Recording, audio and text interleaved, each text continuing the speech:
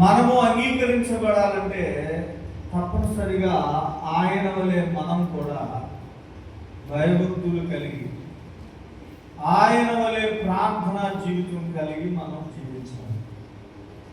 ఆయన శరీరధారి అయిన దినములో యేసుక్రీస్తు ప్రభువు శరీరధారిగా ఈ భూమి మీద 33.5 సంవత్సరాలు జీవించాడు.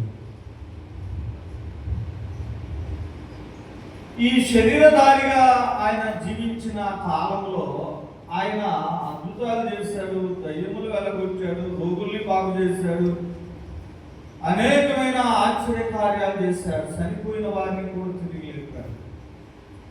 కానీ ప్రాముఖ్యంగా శరీరధారి అయి ఉన్న దినములో ఎక్కువగా ఆయన చేసిన పనేంటో ఇక్కడ మనం చదువుకుంటాం. శరీరధారి అయి ఉన్న దినములో మహారోదనముతోనూ కన్నీళ్లతోనూ ఆయన ప్రార్థనలను యాచనలను సమర్పించాడన్న